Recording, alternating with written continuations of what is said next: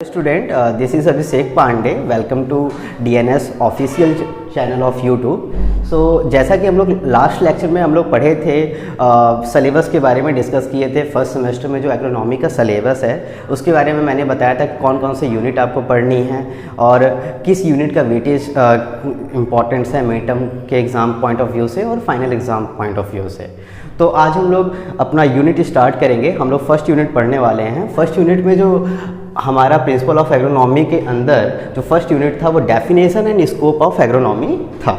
ठीक है, तो स्टूडेंट वाइट बोर्ड पे हम लोग पढ़ रहे हैं क्योंकि हम लोग का जो सेटअप है वो अभी बन जाएगा 2-3 दिन के अंदर, तो थोड़ा सा प्रॉब्लम हो रही है, कोऑपरेट करिएगा। मैं पूरा लिखा नहीं हूँ थ्योरी पोर्शन, और ये वीडियो के बाद मैं आपके डिस्क्रिप्शन बॉक्स में पूरा नोट्स प्रोवाइड कर दूंगा। और आपको पता ही है कि हम लोग का खुद का एक गूगल प्ले स्टोर पे ऐप है, ठीक है, डीएनएस एजुकेयर ऐप है। उस ऐप में भी आपको इस लेक्चर के नोट्स मिल जाएंगे। ठीक है, तो चलिए स्टार्ट करते हैं आज का लेक्चर। तो इसमें क्या है, सबसे पहले हमको जो पढ़ना है वो एग्रोनॉमी के डेफिनेशन एंड स्कोप के बारे में बात करनी है। ठीक है, तो एग्रोनॉमी के बारे में थोड़ा सा जान लेते हैं। एग्रोनॉमी जो है एक ग्रीक वर्ड से आया है। देखिए, एग्रीकल्चर जो वर्ड था वो लैटिन वर्ड से आया था, और ये जो वर्ड है एग्रोनॉमी ये ग्रीक वर्ड से आया है। जो दो वर्ड हैं, एग्रोस, एग्रोस मीन्स होता है फील्ड, नॉमस मीन्स होता है मैनेजमेंट। सिंपल से बात अब हमको ये समझ में आ रहा है, यहाँ से हम ये कह सकते हैं कि फील्ड मैनेजमेंट, मतलब एग्रोनॉमी में हम लोग क्या ज़्यादातर पढ़ेंगे, फील्ड मैनेजमेंट के बारे में। तो ठीक है, इसके डेफिनेशन देख लेते हैं। ठीक है, तो उससे पहले हम लोग ये बात कर लेते हैं प्रिंसिपल ऑफ एग्रोनॉमी किससे डील्स करता है। ठीक है,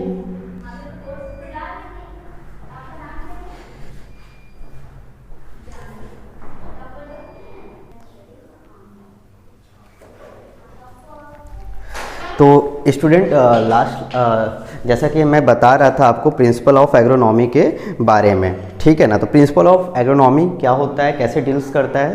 तो principle of agronomy deals with scientific fact in relation to environment in which crop are produce. कहने का मतलब ये है कि जो प्रिंसिपल ऑफ एग्रोनॉमी होता है वो डील्स करता है सारे साइंटिफिक फैक्ट से जिसमें हमें क्रॉप्स को प्रोड्यूस करना है। जैसे कि मैं बताया था कि कितना न्यूट्रिएंट मैनेजमेंट देना है, कैसे देना है, वाटर कितना देना है, वाटर की रिक्वायरमेंट कितनी है, सॉइल का मॉइस्चर लेवल किस क्रॉप में कितना होना चाहिए, पीएच लेवल कितना होना चाहिए, ये सब चीज़ों के बारे में डील्स करता है। ठीक है, तो शुरू करते हैं हम लोग डेफिनेशन ऑफ एग्रोनॉमी के बारे में जान लेते हैं। तो डेफिनेशन क्या है, देखते हैं डेफिनेशन क्या है। It is defined as an agricultural science deals with principle and practices of crop production and field management। कितना आसान डेफिनेशन है, डेफिनेशन आता है एग्जाम में तो, या कभी कभी वाइवा में पूछ लिया जाता है। तो डेफिनेशन क्या है, it is an agriculture science deals with, agricultural science है जो कि डील्स करता है प्रिंसिपल एंड प्रैक्टिसेस, ठीक है, of crop production and field management. जो भी क्रॉप प्रोडक्शन का जो भी प्रैक्टिसेस है और प्रिंसिपल है और फील्ड मैनेजमेंट का, उसके बारे में ये डील्स करता है। ठीक है, बताता है और हमको कैसे क्रॉप लगानी चाहिए ये सब बताता है। ठीक है, एक और है definition, second definition is agronomy is branch of agriculture science which deals with principle practices of soil water and crop management. Same है, थोड़ा सा सॉइल वाटर, सॉइल से रिलेट करके बता दिया है कि सॉइल में हम सॉइल वाटर और क्रॉप मैनेजमेंट के बारे में हम इसमें डील्स करते हैं, स्टडी करते हैं साइंटिफिक अप्रोच से। ठीक है, एक और इसमें है डेफिनेशन, उसको भी हम यहाँ पढ़ के बता देते हैं। इसका नोट्स आपको पीडीएफ फॉर्म में मिल जाएगा। ठीक है, और एक्चुअली मैंने क्या किया है, एक पीपीटी बनाया बहुत अच्छा, हर एक लेक्चर का पीपीटी बना हुआ था, लेकिन स्मार्ट बोर्ड अभी हम लोग का आया नहीं है, आ जाएगा तो उसमें फिर स्मार्ट बोर्ड पे हम लोग पढ़ाएंगे आपको। ठीक है, तो it is branch of agriculture science that deals with methods with provide favourable environment to the crop for higher productivity. कहने का मतलब क्या है, इसको देख लेते हैं। It is branch of agriculture science, ये भी एग्रीकल्चर साइंस का ब्रांच है, that deals with method with provide favourable environment, मतलब किस क्रॉप के लिए कैसा कंडीशन होना चाहिए। जैसे कि हम लोग जानते हैं एक जो राइस है वो खरीफ की क्रॉप है, तो खरीफ में ही बोना है, खरीफ में उसका टेम्परेचर की रिक्वायरमेंट कितनी है। ठीक है, वीट के लिए आपको रबी क्रॉप है तो रबी में आपको पता ही है कि स्विंग के समय टेम्परेचर की रिक्वायरमेंट कम होती है, मैच्योरिटी के समय टेम्परेचर की रिक्वायरमेंट ज़्यादा होती है। ठीक है, ह्यूमिडिटी लेवल कम होना चाहिए। तो ये सब चीज़ें हम लोग पढ़ते हैं, ठीक है, इसमें पढ़ेंगे, ठीक है। फॉर हायर प्रोडक्टिविटी, कैसे हम किसी क्रॉप को हायर प्रोडक्शन ले लें। अगर वही चीज़ है ना, जैसे हमारे इंडिया में क्या होता है, जो फार्मर्स होते हैं वो साइंटिफिक अप्रोच से जो कल्टीवेशन है, खेती है, वो नहीं करते, वो ट्रेडिशनल मेथड यूज़ करते हैं। अगर उनको हम लोग जाते भी हैं समझाने के लिए तो जानते हैं कि जो किसान है वो इतने साल से करते हुए आ रहा है कि उसको समझा पाना थोड़ा सा मुश्किल होता है, लेकिन कुछ जो यंग फार्मर है वो समझ जाते हैं, तो वो हम लोग करते हैं। आप भी करेंगे। 4th ईयर में एक रावेव प्रोग्राम चलता है, उसके तहत आपको जाना पड़ेगा, आपको फार्मर से बात करनी होगी, फार्मर को नई नई टेक्नोलॉजी बतानी होगी, तो वो सब चीज़ें होती हैं। तो इसमें क्या होता है कि अगर हम साइंटिफिक अप्रोच से हम जब खेती करते हैं, कोई भी चीज़, जैसे हम सेरीकल्चर कर रहे हैं, एपीकल्चर कर रहे हैं, पिसिकल्चर कर रहे हैं ना, और हम ऑलरी कल्चर कर रहे हैं, तो ये सब चीज़ें अगर हम कोई भी अगर हम एग्रीकल्चर फील्ड के किसी भी एक सेक्टर में घुस के और अपने साइंटिफिक अप्रोच से हर कोई भी चीज़ काम करने लगे, तो उसमें जाहिर सी बात है कि जो मेरा कॉस्ट ऑफ प्रोडक्शन होगा वो बहुत कम होगा और मैक्सिमम प्रॉफिट होगी। और बहुत सारे आप यूट्यूब पे भी एग्जांपल देखे होंगे कि इंजीनियरिंग करके क्या कर रहे हैं। बिहार में एक वो हैं लड़के हैं जो इंजीनियरिंग करके आए हैं और वो फार्मिंग कर रहे हैं और साल का 8 लाख कमा रहे हैं, तो वो भी बहुत अच्छा है, ठीक है। तो ये चीज़ें हैं। अब हम लोग पढ़ेंगे बाउंड्रीज एंड स्केल, ठीक है। एग्रोनॉमी की क्या बाउंड्रीज हैं और क्या क्या स्केल है, मतलब किस पे ये बात करता है। तो crop management and its scientific study, agronomy are a part of a system that compromises the physical element of the climate, soil and land, the biological constituent of the vegetation and soil, the economic opportunity and constraint of market, sales and profit, and the social circumstances and the preferences of those who work the land। कहने का मतलब यही है कि agronomy के जो boundaries हैं वो जो इसकी बाउंड्रीज हैं वो किस पे हैं, फिजिकल सोर्सेज पे हैं, मतलब सॉइल के बारे में आपको देखना होता है, वाटर न्यूट्रिएंट, सोलर रेडिएशन, ये सब चीज़ें। इसमें एक फ्लो चार्ट बना हुआ है, वो आप जब PDF देखेंगे तो उसमें बहुत अच्छे से है। ग्लोबल चेंजेस कैसा है, ठीक है, टेम्परेचर, रेनफॉल, पॉल्यूटेंट, ये सब के बारे में। एग्रीकल्चर इंडस्ट्री है इसकी बाउंड्री, ठीक है। तो ये physical, biological and economic point of view से एग्रोनॉमी के ये सब स्केल हैं, जैसे कि farmer structure, land use and ownership. तो फार्मर का स्ट्रक्चर कैसा होना चाहिए, जैसे आप फार्म फील्ड पे हैं तो एक फार्म मैनेजमेंट आप बनाते हैं कि मेरा जो स्टोरेज है वो यहाँ होना चाहिए और जो मेरे वेस्टेज हैं उनको मैं ऐसे डिस्पोज करूँगा, ठीक है। वहाँ से मार्केटिंग होगा, एक पूरा लेआउट तैयार करते हैं हम पढ़ाते समय कि एक फार्म फील्ड जो होती है जब बहुत बड़ा, तो यहाँ मेरा ऐसा कुछ मेरे फार्म होने चाहिए, ऐसे मेरे रोड होने चाहिए जहाँ से मेरे मतलब इम्प्लीमेंट जाएंगे, ट्रैक्टर है, बाकी सब, तो वो सब स्प्रेयर है, तो ये सब हम अच्छा खासा फार्म फील्ड पे करते हैं, ठीक है ना। तो ये सब चीज़ें भी आपको प्रैक्टिकल में सिखाया जाएगा, ठीक है। Rural economy, work, income and health, rural economy के अंदर ये सब चीज़ें इसके बारे में बाउंड्रीज एंड स्केल्स में हैं, ठीक है। तो इसमें क्या था, climate, soil, land, the biological constituent and the vegetation of the soil, कैसे सॉइल का वेजिटेशन करना है। इकोनॉमिक अपॉर्चुनिटी कौन कौन सी है कि किस मतलब किस प्लेस पे किस चीज़ की हम खेती करें कि हमें वहाँ बहुत अच्छा प्रोडक्शन मिल जाए, ठीक है। तो वहाँ के हम क्या करते हैं, नेचर को स्टडी करते हैं, वहाँ के इन्वायरमेंट कंडीशन को स्टडी करते हैं और वहाँ के मतलब मार्केट एवेलेबिलिटी पे बात करते हैं कि मार्केट कितना क्लोज है, ठीक है। तो वो सब चीज़ें हम इसमें देखते हैं। अब अगला जो टॉपिक है स्कोप ऑफ एग्रोनॉमी, जो कि इम्पॉर्टेंट है। स्कोप ऑफ एग्रोनॉमी क्या है, तो agronomy is a dynamic principle with the advancement of knowledge and better understanding of planet, environment and agriculture. तो हम बताए थे एग्रोनॉमी जो है वो क्या है, पूरे एग्रीकल्चर का जो मेन है, जो इंटरलिंक करता है, मेजर सब्जेक्ट है। और कोई भी फार्मर है तो एग्रीकल्चर कर रहा है तो वो कोई भी जो प्रोडक्ट चाहिए उसको आउटपुट जो बेचेगा वो एग्रोनॉमी से ही वो इंटरलिंक करेगा। तो एक डायनेमिक प्रिंसिपल है, advancement of knowledge and better understanding of planet, environment and agriculture. तो इन्वायरमेंट एंड एग्रीकल्चर से कैसे कोरिलेट कर रहा है, agronomy science becomes imperative in agriculture in the following areas. तो ये पॉइंट है जिनमें ये होता है, बहुत इंपॉर्टेंट है। Identification of proper season for cultivation of wide range of crops is needed which could be made possible only by agronomy science. कहने का मतलब ये है पहला पॉइंट कि हम क्या करते हैं, एग्रोनॉमी का स्कोप क्या है कि किस सीज़न में कौन सा क्रॉप लगाना है, इसमें हम लोग जानते हैं। ठीक है, तो कौन से सीज़न में कौन से क्रॉप्स लगाने हैं। ठीक है, वाइड रेंज ऑफ क्रॉप्स होता है, जैसे कि खरीफ में हम क्या करते हैं, खरीफ में हम पैडी लगा देते हैं, कोकोनट लगा देते हैं। ठीक है, मेज भी लगा सकते हैं।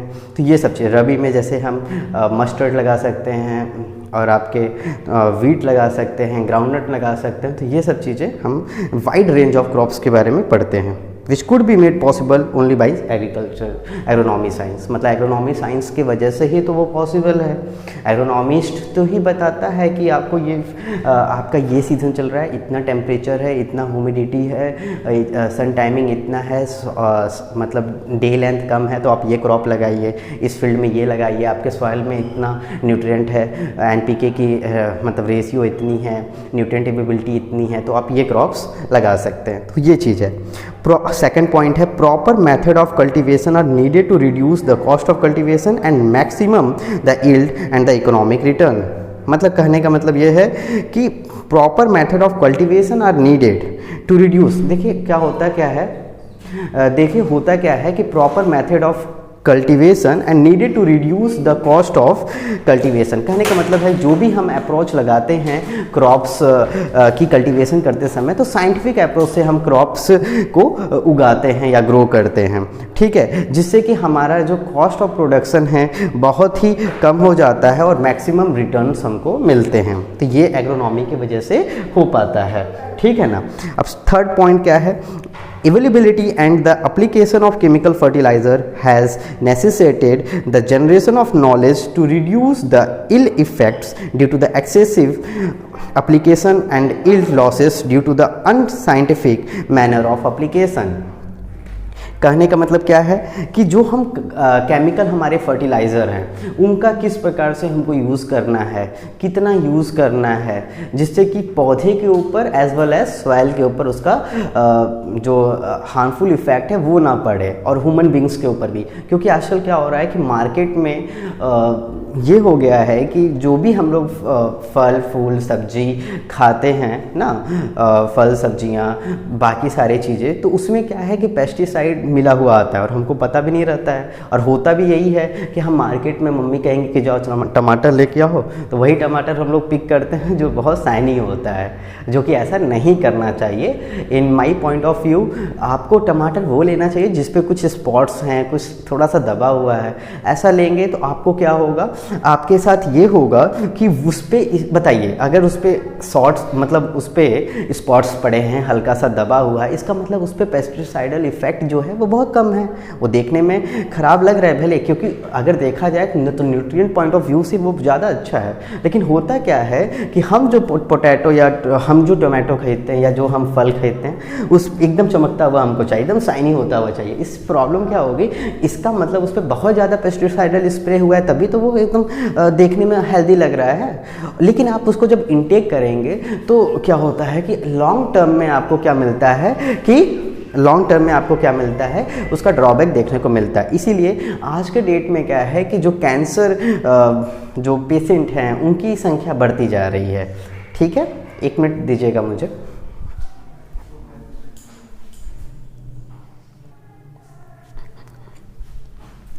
ठीक है स्टूडेंट्स, तो हम लोग अभी पढ़ रहे थे और उसके इल इफेक्ट के बारे में जानते हैं। Due to the excess application and yield losses, कैसे इल्ड लॉस भी होता है, अनसाइंटिफिक मैनर ऑफ एप्लीकेशन। क्या क्या होता क्या है कि जो किसान होते हैं वो क्या करते हैं, ट्रेडिशनल मेथड से स्प्रे कर देते हैं। जैसे होता है ना कि हम लोग क्या करते हैं, देखते हैं फार्मर फील्ड में जो किसान है वो छिटकावा विधि से बो रहा है। छिटकावा विधि मतलब समझ में आता है ना, बस डायरेक्ट सीड लिया, उसको फील्ड पे ऐसे ऐसे क्या किया, जाके बो दिया। तो होता क्या है, उसमें क्या होगा अगर हम इस तरीके से बोते भी हैं, क्योंकि ये भी हमको भी पढ़ना है ये पॉइंट। तो इसमें होता क्या है, जैसे मान लीजिए मेरा फॉरेन फील्ड है, ठीक है, मैंने क्या किया, ऐसे ऐसे छिड़क दिया।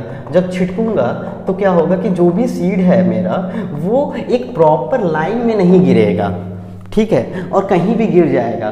तो इसमें क्या होगा, जब मेरी हार्वेस्टिंग होगी, जब मुझे कुछ इसमें इंटरकल्चरल जब मैं ऑपरेशन करूँगा, जैसे कि मैं डिगिंग मतलब मैं आपका मान लीजिए खरपतवार नियंत्रण हम जब करेंगे, होइंग करेंगे, वीडिंग करेंगे, उसमें प्रॉब्लम होगी। और हमको जब कुछ क्रॉप्स को निकालना होगा, तो ये जब गैप फिलिंग करना होता है, प्रोसेस करना पड़ता है, वो सब चीज़ें में हमको बहुत प्रॉब्लम होती है, हार्वेस्टिंग अच्छे से नहीं हो पाती है।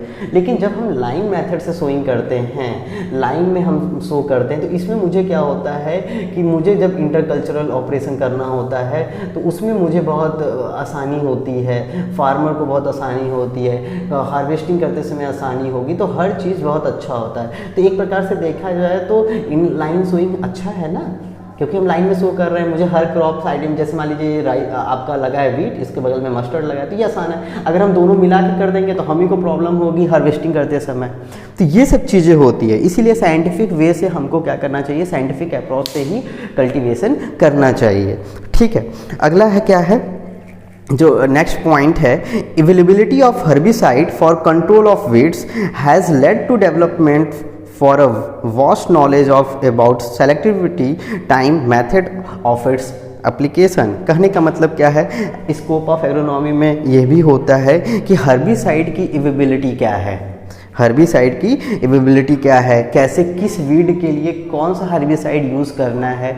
ठीक है, तो ये चीज़ के लिए हम उसमें जानते हैं कौन से वीड के लिए कौन सा हर्बिसाइड यूज़ करना है। अच्छा देखिए, होगा क्या, आपके मन में ये आ रहा होगा कि कौन से हर्बिसाइड के लिए कौन सा वो यूज़ करना है हर्बिसाइड, उसका नाम हम नहीं बता रहे हैं। उसमें होता क्या है कि आपका जो बीएससी एग्रीकल्चर जो पूरा कोर्स है, उसमें अलग अलग कोर्स हैं। तो अभी हम लोग पढ़ रहे हैं बस प्रिंसिपल के बारे में। तो ऐसा क्या होगा, अभी नेक्स्ट सेमेस्टर में हम लोग पढ़ेंगे वीड मैनेजमेंट, तो उसमें आपको क्या करना है, वो पूरा कोर्स ही रहेगा वीड के बारे में, किस क्रॉप में कौन सी वीड लगती है और उसका हमको मैनेजमेंट कैसे करना है, वो सब चीज़ें पढ़ाई जाएगी। इस वजह से क्या होता है कि आपको इतना डिटेल में वो पॉइंट नहीं बताई जाती है। ठीक है, अगर आपको ज़्यादा नॉलेज चाहिए तो आप अलग से कुछ किताबें हैं उनको पढ़ सकते हैं, आप नॉलेज गेन कर सकते हैं। जैसे कि मैं कुछ किताबों का नाम बता देता हूँ, जैसे एस.आर. कांतवा है, वो अच्छी किताब है। सबसे अच्छा आप ये पढ़ लीजिएगा, अरुण कत्यायन की बुक होती है वॉल्यूम 1 वॉल्यूम 2, उसमें बहुत अच्छे ब्रीफ में दिया है, वो पढ़ सकते हैं। और उसके साथ आप क्या कर सकते हैं, निम्रद सुंदा जो है वो भी आप ले सकते हैं। अलग से आपको अगर नॉलेज लेना है तो वो 2 किताबें आप ले सकते हैं। ठीक है, तो अभी क्या पढ़ रहे थे हम लोग, हर्बिसाइड के बारे में, उसके control of weeds has lead to the, कैसे हम कंट्रोल करेंगे, vast knowledge, selectivity of time, किस टाइम पे उनको स्प्रे करना और इनकी अमाउंट, ये सब चीज़ें हम लोग पढ़ते हैं।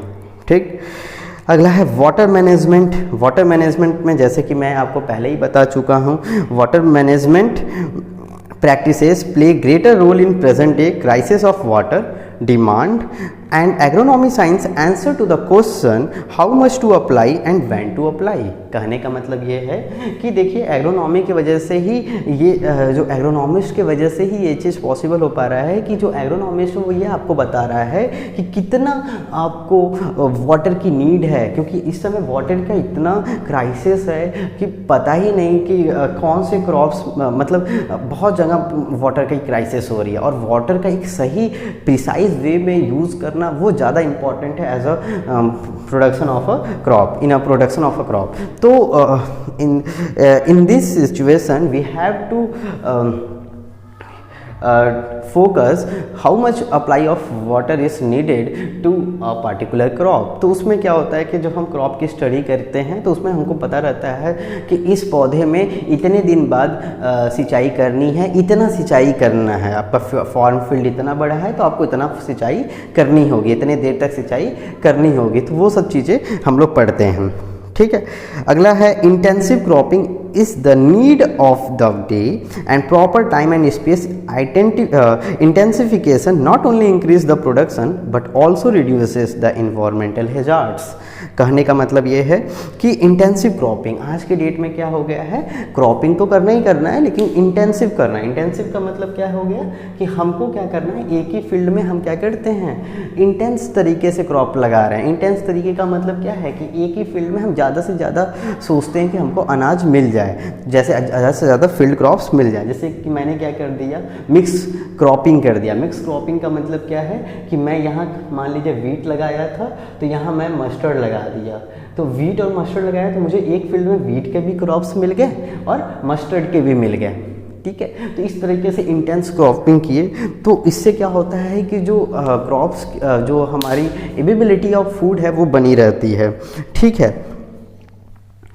Not only increase production but also reduce. और इस तरह करने से प्रॉब्लम ये भी होता है कि कभी कभी हम क्या करते हैं, इसमें हम आगे पढ़ेंगे कि हम कुछ कंपेनियन क्रॉप्स लगाते हैं जो कि इसका यूज़ इसमें हो जाता है, मतलब इस क्रॉप्स की जो डिमांड है थोड़ी सी इससे फुलफिलमेंट हो जाएगी और इस क्रॉप्स की जो फुलफिलमेंट है इससे हो जाएगी ना। जैसे कि मस्टर्ड है, ठीक है, और जैसे कि मान लीजिए मैंने ऐसा 2 क्रॉप्स लिया कि जिनका जो प्रोडक्शन है मतलब जिनकी ये थोड़ा सा टॉल शॉर्ट प्लांट है, ये टॉल प्लांट है, ये शॉर्ट प्लांट है, तो टॉल प्लांट अपना जगह ले लिया स्पेस में, ये शॉर्ट प्लांट है तो स्पेस लिया ही नहीं, तो दोनों के बीच में फाइट कम हो रही है तो प्रोडक्शन ज़्यादा ही होगा और दोनों इन्वायरमेंटल हैजार्ड्स के पॉइंट ऑफ व्यू से वो उतना इफेक्ट नहीं डालेंगे इन्वायरमेंट के ऊपर। तो ये भी एक तरीका हम कर सकते हैं। New technology to overcome the effect of moisture stress under dry land condition is explored by the agronomy and future agriculture is depends on dry land agriculture।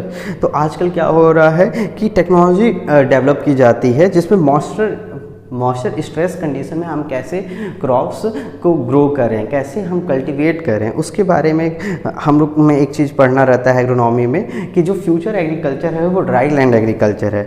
जो फ्यूचर जो एग्रीकल्चर है वो क्या है, ड्राई लैंड एग्रीकल्चर पे होता है। तो उसमें हम लोग पढ़ते हैं सस्टेनेबल एग्रीकल्चर के बारे में, प्रिसीजन एग्रीकल्चर के बारे में पढ़ते हैं। तो वो सब चीज़ें आपको पढ़ाई जाएगी नेक्स्ट में। अगला क्या है, package of practices to explore full potential of new varieties of crops and the most important aspect in crop production which could be made possible only by agronomic science। तो package and the practices to explore full potential of new varieties of the crops.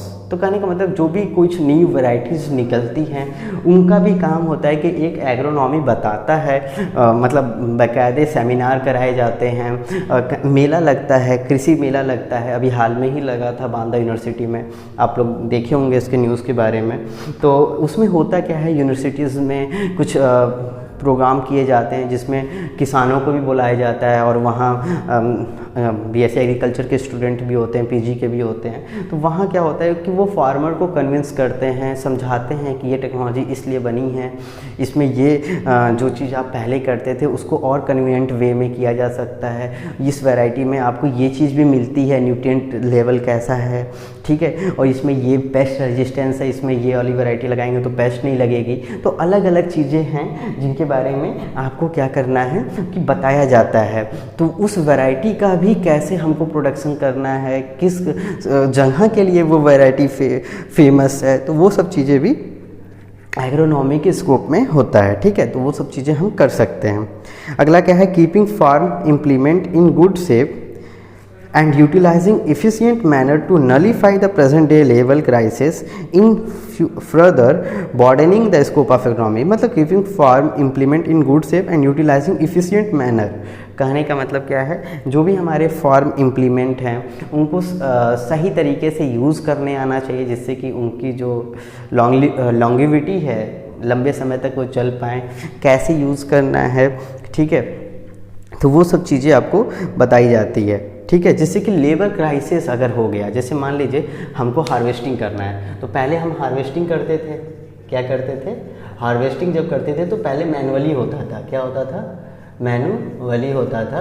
तो manually में क्या होता था कि labour आते थे और उसको काटते थे फार्म सारे क्रॉप्स को। आजकल क्या हो गया है कि हार्वेस्टर आ चुका है, क्या हो गया है, आजकल हम क्या करते हैं, हार्वेस्टर आ गया है। तो हार्वेस्टर में क्या होता है कि हम क्या करते हैं कि मशीन के द्वारा ही पूरे फील्ड की मुश्किल से बहुत ही कम समय में वो क्या होता है कि हार्वेस्टिंग की जाती है, ठीक है। अगला क्या है, maintaining the ecological balance through efficient management of crops, life stock and their feeding in a rational manner is possible only by knowing agronomic principles. तो कहने का मतलब क्या है, economical balance through efficient management of crop. Ecological, हमें क्या करना रहता है, जो भी हम क्रॉप्स लगा रहे हैं हम इस पे ध्यान देते हैं कि उसका इन्वायरमेंट में क्या असर पड़ रहा है या इन्वायरमेंट का उस क्रॉप के ऊपर क्या असर हो रहा है, तो वो दोनों बैलेंस होना चाहिए। तो एक हम बैलेंस क्रिएट करते हैं। तो एग्रोनॉमिस्ट जो होते हैं बैलेंस वो रिसर्च करते हैं। जब आप पीजी करेंगे तो उसमें रिसर्च किया जाता है कि अच्छा इस क्रॉप को इतने टेम्परेचर पे ग्रो किया गया तो कैसा कंडीशन पड़ा, इस टेम्परेचर पे ग्रो किया गया तो कैसा कंडीशन पड़ा, इस पे यील्ड इफेक्ट क्या हो रही है, अच्छा इस पे कौन से इंसेक्ट आ रहे हैं, तो सारे रिसर्च किया जाता है। तो वो सब चीज़ें एग्रोनॉमी के अंदर होती है। ठीक है, rational manner is possible only by knowing agronomic principle. तो जब आपको एग्रोनॉमिक प्रिंसिपल के बारे में पता रहेगा तभी आप वो चीज़ अच्छे से कर पाएंगे। अगला है लास्ट पॉइंट, ठीक है, care and disposal of farm and animal product like milk and eggs and proper maintenance of account of all transaction concerning farm business is governing principle of agronomy. सबसे ये भी एक इम्पॉर्टेंट प्रिंसिपल है कि हम जो भी चीज़ें कर रहे हैं, मान लीजिए हम एग्रीकल्चर कर रहे हैं और उसमें हम कल्टीवेशन कर रहे हैं किसी भी क्रॉप्स का, साथ में मेरा एक क्या है डेयरी फार्म भी चलता है।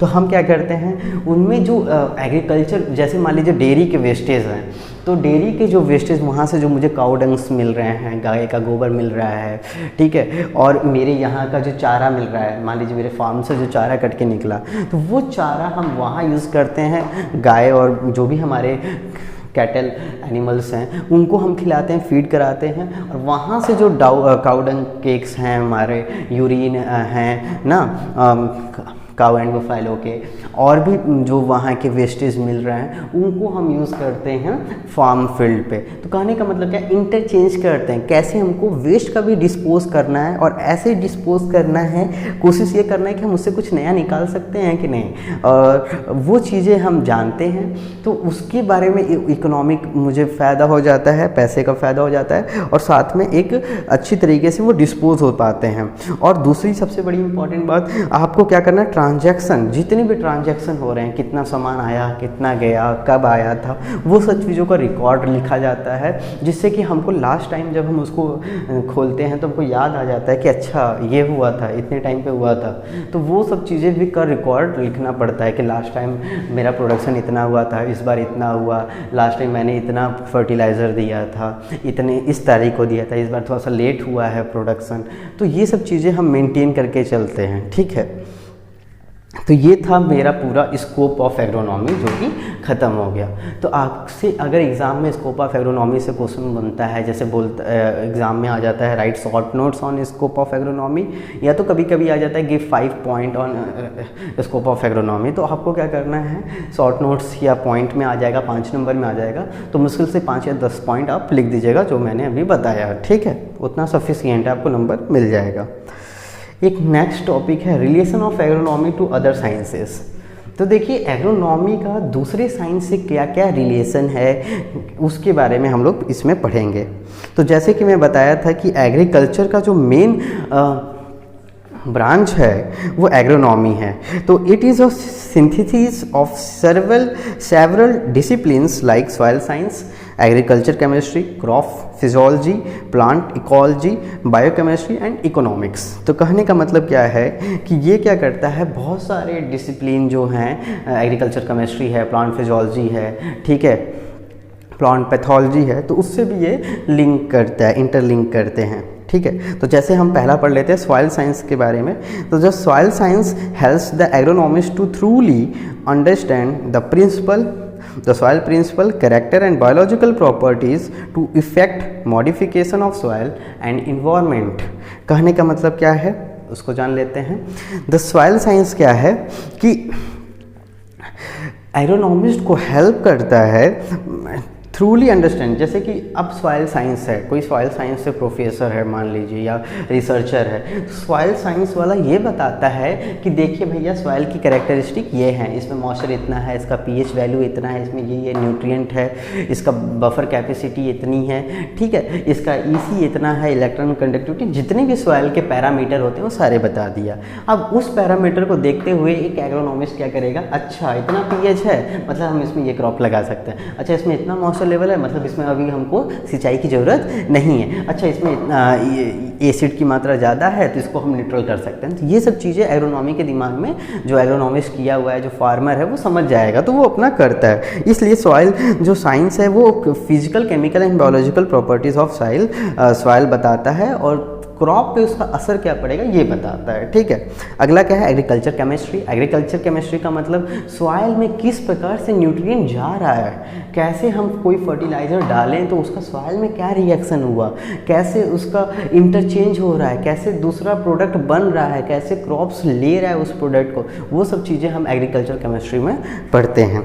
तो वो चीज़ हो गया। क्रॉप फिजियोलॉजी, क्रॉप फिजियोलॉजी नाम से ही पता चल रहा है, बेसिक चीज़ें हैं, हम लोग 11th-12th में अगर आप बायो से हैं तो पढ़े होंगे, नहीं है तो इसलिए हम थोड़ा सा एक्सप्लेन कर देते हैं।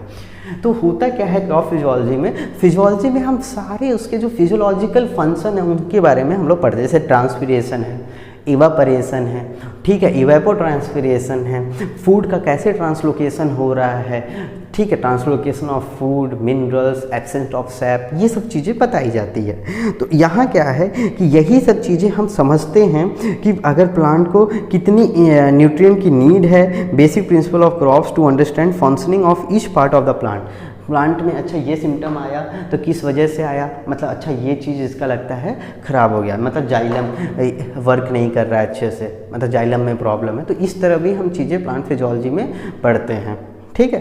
तो प्लांट फिजियोलॉजी और एग्रोनॉमी में भी ये रिलेशन है। तो प्लांट फिजियोलॉजी से भी हमको हेल्प लेनी पड़ती है एग्रोनॉमी जानने के लिए, और एग्रोनॉमी से वो हेल्प लेते हैं कि एग्रोनॉमी और प्लांट फिजियोलॉजी के लिए, तो ये सब चीज़ें होती हैं। इनपुट रिक्वायरमेंट क्या रहेगी प्लांट की वो जानने के लिए, ठीक है, कि अगर हम पौधे को ग्रो करना है तो हमको कितना इनपुट देना है वो प्लांट फिजियोलॉजी वाला बताता है, ठीक है। अगला क्या है, the plant ecology help us to understand the associate environment in which the crops grown like the influence of weather, temperature, rainfall etcetera, ठीक है, ह्यूमिडिटी भी बोल सकते हैं हम। तो प्लांट इकोलॉजी का मतलब, इकोलॉजी मतलब इन्वायरमेंट, तो उस पौधे का इन्वायरमेंट से क्या एसोसिएशन है कि उसमें उसको कैसा वेदर कंडीशन चाहिए, ह्यूमिडिटी कितनी होनी चाहिए, ठीक है, ह्यूमिडिटी कितनी होनी चाहिए, रेनफॉल मतलब वाटर की नीड उसकी कितनी है, ठीक है। तो ये सब चीज़ें हम प्लांट इकोलॉजी में पढ़ते हैं, ठीक।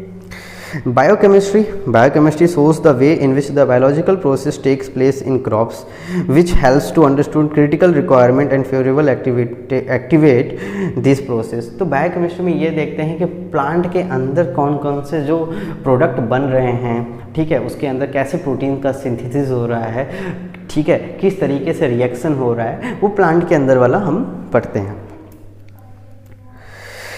लास्ट पॉइंट है इसमें, the economic space the way for profit and loss analysis in farming. तो इकोनॉमिक्स जो है, एग्रीकल्चर इकोनॉमिक्स हम लोग को पढ़ाया जाता है। तो प्रॉफिट एंड लॉस जो हुआ फार्मिंग में, हम जो मान लीजिए कोई फार्म इंटरप्राइजेस था मेरा, एग्रीकल्चर भी मैं कर रहा हूँ, कल्टीवेशन भी कर रहा हूँ और इधर डेयरी फार्मिंग भी कर रहा हूँ, तो दोनों का मिला दिए और ओवरऑल मेरा क्या प्रॉफिट हुआ कि लॉस हुआ, इसको एस्टिमेशन करने के लिए मुझे क्या है कि इकोनॉमिक्स की ज़रूरत पड़ेगी। तो ये एक रिलेशन है। तो रिलेशन में हम लोग ये जाने कि एग्रोनॉमी का अदर साइंसेस से क्या क्या रिलेशन है। तो सारा मैंने बताया, सॉइल साइंस के बारे में बताया, प्लांट फिजियोलॉजी के बारे में बताया, प्लांट इकोलॉजी के बारे में बताया, ठीक है, एग्रीकल्चर केमिस्ट्री और बायोकेमिस्ट्री के बारे में बता दिया, ठीक है।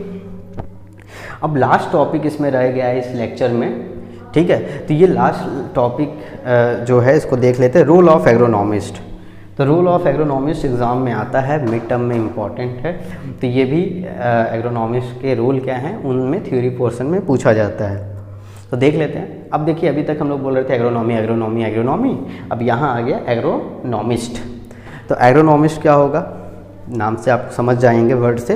Agronomist is a scientist who is dealing with the study of problem of crops production and adopting recommending practices of better field crop production and soil management to get high yield and income। समझ में आया?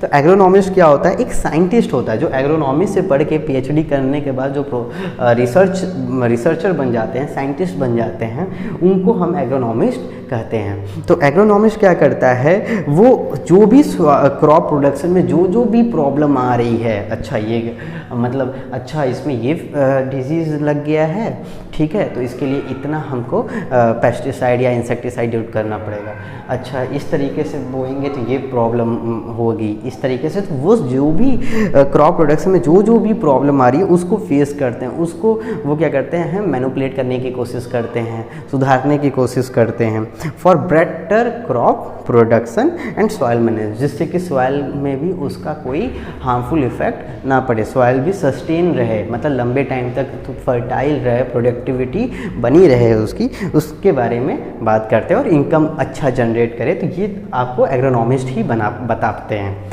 ठीक है। तो जो हम लोग के सामने एक लिस्ट बनता है, जैसे कि हम कोई एक चीज़ देखते हैं क्रॉप्स के बारे में, जैसे हम मानते हैं एग्जांपल के तौर पे मान लेते हैं वीट है, तो वीट में हम ये देखते हैं कि टेम्परेचर रिक्वायरमेंट, तो टेम्परेचर रिक्वायरमेंट ये कैसे आ गया, क्यों बोल दिया गया कि 22 से 28 मान लेते हैं, ठीक है, इतना है, वो वाटर कितना होना चाहिए, तो वो आपके वाटर के बारे में आपको बता दिया ना, ठीक। तो सॉइल का पीएच कितना होना चाहिए, तो वो आपको बता दिया, ठीक। तो आप इसमें कौन कौन से डिजीज़ लगेंगे ना, उसके पहले हम लोग ये देख लेते हैं कि आपका जो सीड रिक्वायरमेंट है, तो ये सब जो चीज़ें हैं वो कैसे आ रहा है, एग्रोनॉमिस्ट के द्वारा ही आ रहा है। जब एक फार्मर यूज़ करता है कि नहीं भैया इतने टेम्परेचर पे ही हमको उगाना है, वाटर इतना ही देना है, पहला जो वाटर देना है वो 21 डे पे देना है, CRI स्टेज पे देना है, ये सब चीज़ें हम लोग पढ़ेंगे आगे, अलग अलग जो कोर्सेज हैं उसमें हम CRI मतलब क्राउन रूट इनिशिएशन स्टेज, तो उसमें हम ये सब चीज़ें जो हम आज बता देते हैं वो आपके एग्रोनॉमिस्ट के द्वारा ही बता पा रहे हैं। तो इसमें कुछ 5 पॉइंट है, 5-7 पॉइंट है, इसको देख लेते हैं, ठीक है, उसके बाद ये लेक्चर ख़त्म हो जाएगा, ठीक है। तो एग्रोनॉमिस्ट क्या है? Agronomist aims at obtaining maximum production at minimum cost by exploiting the knowledge of the basis and applied sciences for higher crop production. कहने का मतलब क्या है, एग्रोनॉमी देखिए हम आपको उस समय ओरिएंटेशन क्लास में आपको बताए थे और सिलेबस के दौरान आपको मैंने बताया था कि कोई भी चीज़ अगर हम कर रहे हैं तो मेरा एक मेन मोटो रहता है, जो उस बिजनेस को कर रहा है उसका मेन अच्छा सिंपल सा फंडा यही रहता है कि भैया कॉस्ट ऑफ प्रोडक्शन क्या हो, मिनिमम हो और मैक्सिमम प्रॉफिट हो। तो एग्रोनॉमिस्ट भी यही करता है कि हम किस तरीके से कॉस्ट ऑफ प्रोडक्शन को रिड्यूस कर सकते हैं और मैक्सिमम प्रॉफिट वहाँ से अटेन कर सकते हैं एंड हायर क्रॉप प्रोडक्शन, ठीक। दूसरा क्या है, इन ब्रॉडर सेंस ना, broader sense agronomist is concern with production of food and fibre to meet the need of the growing population. ये भी बहुत इंपॉर्टेंट चीज़ है। जैसे कि हम लोग क्या हुआ था, हमको याद है कि जब देश आज़ाद हुआ था तो उस समय हमारे इंडिया में भूखमरी तक हो गई थी। लाल बहादुर शास्त्री बोले थे जय जवान जय किसान। तो ये सब चीज़ें क्यों चली, क्योंकि उस समय ना पॉपुलेशन ज़्यादा थी और फूड की डिमांड कम थी। तो वही चीज़ आप जानते हैं, लार्मर रोजो वैरायटी लाया गया था USA से, वो भी जो वहाँ के सुअर खाते थे, जो पिग खाते थे। तो कहानी तो इतनी दर्दनाक है, जब हम आपको पढ़ाएंगे, जब आपको कभी क्लासेस चलेंगे उसी दौरान जब समझाएंगे, तो वो स्थिति थी हमारी इंडिया की ना। तो होता क्या था कि वहाँ से लार्मा रोजो और सोना लेकर आया गया, वो बनती थी मोटी मोटी रोटी और वही लोग खाते थे। तो यहाँ क्या होता है कि एग्रोनॉमिस्ट में कि हम क्या करते हैं कि अगर पॉपुलेशन बढ़ रहा है तो हम जैसे आज के डेट में हम लोग जानते हैं हाइब्रिड वैरायटी आ गई। हाइब्रिड वैरायटी में क्या है कि हम थोड़े से सीड से ही ज़्यादा प्रोडक्शन कर सकते हैं, क्योंकि उनकी जो यील्ड प्रोडक्टिविटी होती है वो ज़्यादा होती है। तो और उसमें फर्टिलाइज़र एंड मैन्योर की भी नीड ज़्यादा होती है। तो इस तरह कुछ चीज़ें क्या होते हैं, एग्रोनॉमिस्ट बताते हैं, और जो प्लांट ब्रीडर होते हैं वो उस चीज़ को देखते हुए उस तरीके की वैरायटी डेवलप करते हैं। हर चीज़ एग्रोनॉमिस्ट नहीं करता है। एग्रोनॉमिस्ट क्या करेगा, अपना नीड बताएगा कि भैया हमको ये चीज़ चाहिए, क्या आप ऐसा कर सकते हैं, कुछ जीन में मैनिपुलेशन करके प्लांट के अंदर ये चीज़ ला सकते हैं। हाँ, तो जो प्लांट ब्रीडर होते हैं, जेनेटिक एंड प्लांट ब्रीडर वाले, वो आगे चल के क्या करते हो, वो अपना पढ़ते हैं, उस पर रिसर्च करते हैं और चेंजेस करते हैं, इस तरीके से वो कैरेक्टरिस्टिक उसके अंदर ला देते हैं। ठीक है, तो ये सब चीज़ें होती है। मतलब एग्रोनॉमी में जो भी आपको 13 डिसिप्लिन पढ़ाई जाएगी सारे मोस्ट इम्पॉर्टेंट है, सबको पढ़ना, एक बार पढ़ लीजिए, आपको जो अच्छा लगेगा वो, अगर आपको आगे उसमें पीजी करना है तो आप उसको उसमें से एक सेलेक्ट करके उसमें पीजी करिए, रिसर्चर बन जाइए। तो ये सब चीज़ें होती हैं। अगला क्या है, he develops efficient and economic field preparation method for sowing crops in different season. जैसे कि हम क्या करते हैं कि जो भी क्रॉप्स को हमको शो करना है तो कौन से क्रॉप्स को कैसे शो करना है। जैसे फ्लैट बेड पे शो करना है, फ्लैट बेड का मतलब क्या है, जैसे कि आपका मान लेते हैं फ्लैट बेड का मतलब जैसे ये आपका फील्ड है, ये आपका फील्ड है, तो फील्ड पे आप डायरेक्ट फ्लैट मतलब ज़मीन पे बो रहे हैं कि रीजेस पे बोल रहे हैं। जैसे आपको किनारे किनारे आपको मतलब फील्ड में क्या मिलेगा, रीजेस, मेड़ मिलेगा, तो मेड़ पे आप बो रहे हैं। ठीक है, या तो फरो, जैसे ये बीच में आप क्या किए, ये आप फरो बनाए, जैसे कूड़ बोलते हैं, और मिट्टी ऊपर ऊपर इधर इधर ऊंची मिट्टी है, यहाँ नीची मिट्टी है। तो अगर आप ऐसा करते हैं तो ये आपका क्या हो जाएगा, ये आपका बन गया फरो, क्या बन गया, फरो, ये आपका रीजेस बन गया। ठीक है, और अगर आप डायरेक्ट बो रहे हैं तो ये तुम्हारा आपका सीड पे आ गया और ये आपका फ्लैट हो गया। ठीक, समझ आई बात। तो ये चीज़ें भी हमको कौन सी क्रॉप कहाँ बोनी है वो भी एग्रोनॉमिस्ट ही बताता है।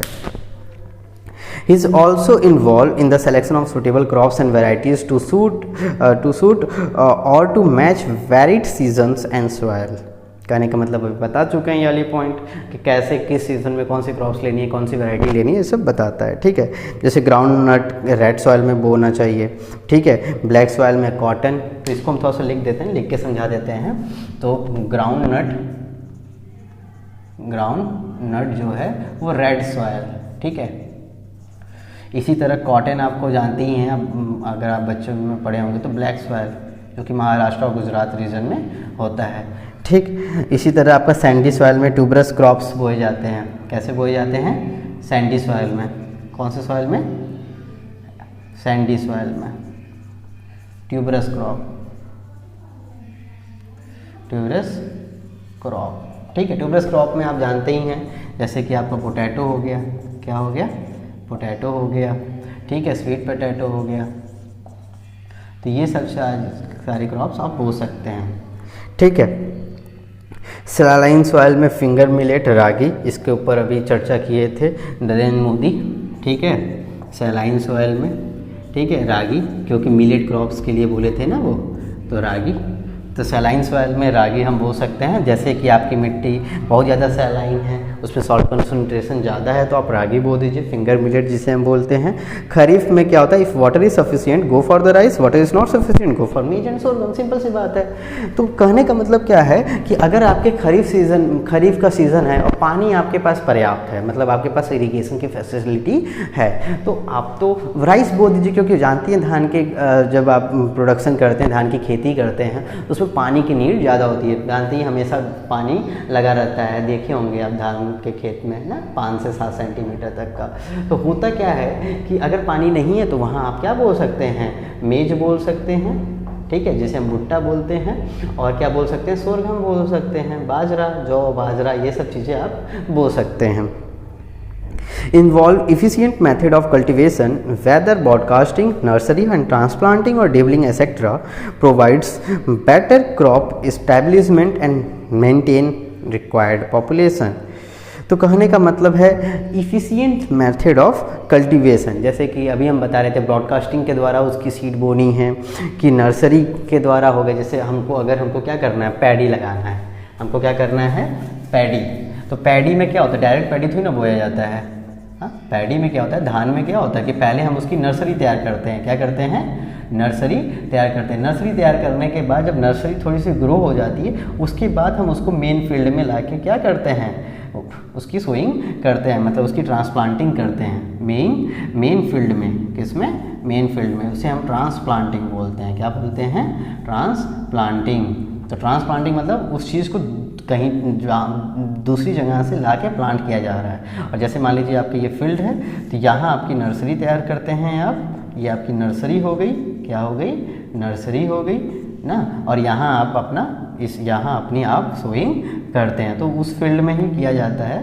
ठीक है, ज़्यादातर वेजिटेबल क्रॉप्स में भी यही चीज़ होती है। नर्सरी कहीं और तैयार करते हैं और मेन फील्ड में उसको इनकॉर्पोरेट कर देते हैं।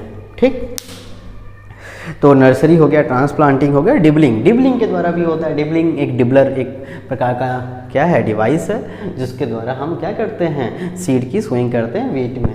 ठीक है, has to identify various type of nutrient required by the crops including time and the method of application. For example, for long duration rice 150 60 and 60 NPK kilogram per hectare, or short duration 150 120 50 50 NPK. ठीक है, application of phosphorus and potash, basal and nitrogen in thresh bed. ठीक है, देखिए ये भी होता है, एक एग्रोनॉमिस्ट का ये भी एक रोल है कि जो न्यूट्रिएंट रिक्वायरमेंट है किस क्रॉप्स में कितनी होनी चाहिए। जैसे कि यहाँ एक एग्जांपल दे के समझाया है। राइस में क्या होता है, अगर देखा जाए तो राइस में क्या होगा, अगर हम देखें तो राइस में क्या है 150, ठीक है 150 60 60, ये NPK है। NPK का मतलब आपको बताए थे, N for nitrogen, P for phosphorus and K for potash, क्योंकि ये मेजर न्यूट्रिएंट है। किसी भी पौधे को ये तो चाहिए ही चाहिए, उसके द्वारा इसको ये ना मिला तो उसका लाइफ साइकिल कंप्लीट नहीं होगा या प्रोडक्शन यील्ड भी नहीं देगा। तो अगर आपका क्या है, कैसा फील्ड है, लॉन्ग ड्यूरेशन लाइक है, लंबे समय के लिए आपका है ना, लॉन्ग ड्यूरेशन वाला है, तो ये देना होगा। अगर शॉर्ट ड्यूरेशन का है, जैसे मान लीजिए बहुत जल्दी तैयार हो जाता है, मान लेते हैं 120 दिन में ही तैयार हो जा रहा है, तो उसमें क्या होता है 120 60 एंड 60। ठीक है, तो ये होगा NPK किलोग्राम पर हेक्टेयर। तो यहाँ हम लोग जो भी यूनिट इस्तेमाल करते हैं एग्रोनॉमी में, ज़्यादातर एग्रीकल्चर में किलोग्राम पर हेक्टेयर इस्तेमाल करते हैं। किलोग्राम पर हेक्टेयर का मतलब क्या है कि हर हेक्टेयर में इतने किलोग्राम की ज़रूरत पड़ेगी। अब वैसे जो फार्मर फील्ड पे जाता है तो वहाँ बिस्सा चलता है, ठीक है, बिगहा चलता है, ठीक है, तो अलग अलग यूनिट यूज़ की जाती है जो कि लोकल यूनिट है, तो उसमें आपको कन्वर्ट करके बताना होगा फार्मर को।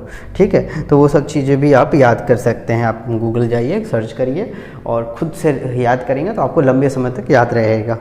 ठीक, तो इसमें होता क्या है कि नाइट्रोजन का हम जैसे ही बुआई करते हैं, तो जब पौधा बुआई के बाद उस समय सीड सोइंग के बाद हम नाइट्रोजन का स्प्रे कर देते हैं, और क्या फास्फोरस एंड पोटास का भी उसी समय कर देते हैं। लेकिन नाइट्रोजन का जो 1/3 पार्ट देते हैं, ठीक है, जैसे मान लीजिए 120 दे रहे हैं तो 40 किलोग्राम नाइट्रोजन देंगे, 60 ये, फिर आधा जो होगा टॉप ड्रेसिंग के फॉर्म में दिया जाता है। टॉप ड्रेसिंग का मतलब क्या है, जब पौधा ग्रो हो जाएगा, हल्का सा ग्रो हो जाएगा, उसके बाद हम क्या करेंगे, फिर से देंगे। उसके बाद फिर 30 दिन या 60 दिन बाद 30 दिन बाद फिर से हम नाइट्रोजन की फुलफिल, मतलब एक ही बार में नाइट्रोजन पूरा देंगे तो पौधा जल जाएगा, पौधा ग्रो करेगा ही नहीं, क्योंकि तुम एक ही दिन में थोड़ी ना खाते हो। तुम सुबह का खाना खाते हो, फिर थोड़ा सा दोपहर में खाते हो, फिर रात में खाते हो। तो इसी तरह अगर हम पूरा इकट्ठे खिला दे तो पौधा पेट खराब तुम्हारा। इसी तरह पौधे के लिए भी यही चीज़ है। तो अलग अलग टाइम पे आपको स्प्लिट करके नाइट्रोजन देना पड़ता है, जिस समय उसकी नीड है, मतलब 30 दिन बाद उसको फिर नीड पड़ेगी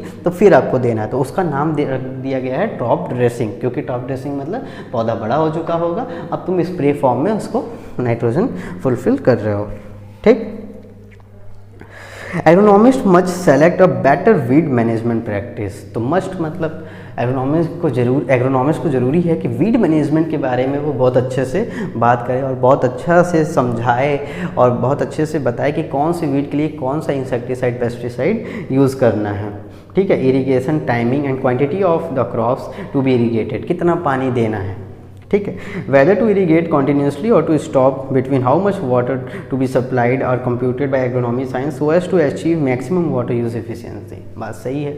जैसे हमने अभी बताया कि एक एग्रोनॉमिस्ट ही बताता है कि वीट क्रॉप में 21 डेज़ पे हम सोइंग करते हैं, उसके बाद हर 20 दिन पे क्या करना है, हमको सोइंग करते रहना है, ठीक है। फिर 20 दिन बाद, फिर 20 दिन बाद, फिर 20 दिन बाद, फिर इसी तरह अलग अलग क्रॉप्स में ऐसे है कि एक बार आप कर दिए तो फिर 30 दिन बाद आपको करना है, फिर 45 दिन बाद सोइंग करनी है, ऐसे आपकी सोइंग करनी है। तो वो ये बताता है, ठीक है।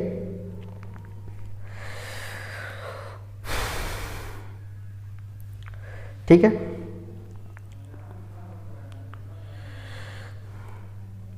और कितना वाटर की नीड है बताता है। इस तरह की वाटर यूज़ एफिशिएंसी उस क्रॉप्स में ज़्यादा रहे, ठीक। अब देखिए क्या लिखा है, एक एग्रोनॉमिस्ट क्या करता है, वीड मैनेजमेंट करता है आइदर थ्रू मैकेनिकल और फिजिकल मेथड।